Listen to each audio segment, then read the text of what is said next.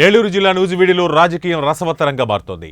తాజాగా తెలుగుదేశం పార్టీ అభ్యర్థిగా YCP Penamaluru MLA Parthasarathi పోటీ చేయనున్నట్లు టీడీపీ అధిష్టానం ఖరారు చేసింది. 2 రోజుల్లో తెలుగుదేశం పార్టీ తీర్థం పుచ్చుకొని నూజివీడి రావడానికి పార్థసారథి తన అనుచరులతో అన్ని రకాల ఏర్పాట్లు పూర్తి చేస్తున్నారు. ఇందులో భాగంగా టీడీపీలో వర్గపోరు రచ్చకెక్కింది. వైసీపీ నుంచి వచ్చిన పార్థసారథి బ్యానర్లను స్థానిక సీనియర్ నేత ముద్దరబోయిన వెంకటేశ్వరరావు వర్గం చించివేయడంతో తీవ్ర ఉద్రిక్తత చోటు చేసుకుంది. ఈ సందర్భంగా ముద్రబోయిన మాట్లాడుతూ అధిష్టానం నుంచి తనకు పిలుపు రాలేదని ఆవేదన వ్యక్తం చేశారు. పార్టీ కోసం కష్టపడిన తనను అధిష్టానం గుర్తించలేదని ఆవేదన వ్యక్తం చేశారు. మీకు అంకితంగా పనిచేసేటువంటి వ్యక్తిగానే ఉంటారని చెప్పేసి ఈ సందర్భంగా మాట్లాడుకుంటూ రాబోయే రోజుల్లో కూడా నేను ఒక్కటే మిమ్మల్ని అందరినీ కూడా కోరేది, అవకాశం వచ్చినప్పుడు మనం చేజార్చుకున్నాం అనుకోండి, రాజకీయాలు పద్దాగా రావు.